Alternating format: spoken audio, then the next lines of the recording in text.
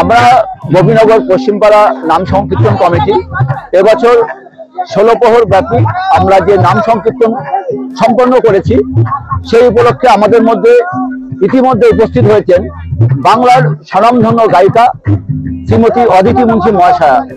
আর 20 মিনিটের মধ্যে উনি মঞ্চে উঠবেন, উঠে সঙ্গীত পরিবেশন করবেন।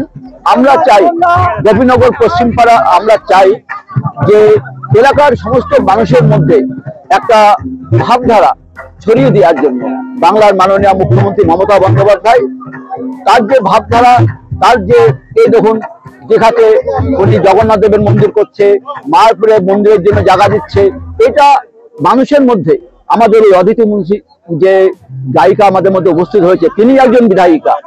তিনি মমতা ব্যানার্জির যে ভাবধারাকে বাংলার বুকে বুকে ভক্তিগীতির মাধ্যমে ছড়িয়ে দিচ্ছেন। আর ইতিমধ্যে আমাদের মধ্যে উপস্থিত হবেন আমাদের এই রানাঘাট কেন্দ্রের আমাদের প্রাণপ্রিয় বিধায়ক ডক্টর মুকুটমণি অধিকারী মহাশয়।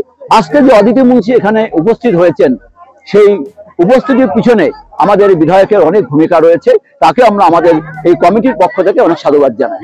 দেখুন, আমি মানে যেদিন 1995 সালে আমি এই গাংনাপুরে এসেছি, সেদিন থেকে আমি মানুষের জন্য করি, মানুষের পিছনে থাকি। এটাই আমার নেশা, এটাই আমার পেশা।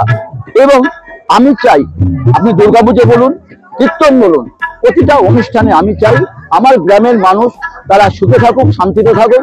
তারা বড়াই করে বলতে পারবে যে আমরা গোপীনগর পশ্চিমপাড়ার মানুষ, যে গোপীনগর পশ্চিমপাড়ায় অদিতি মুন্সির মতো একজন গায়িকা আজকে উপস্থিত হয়েছে।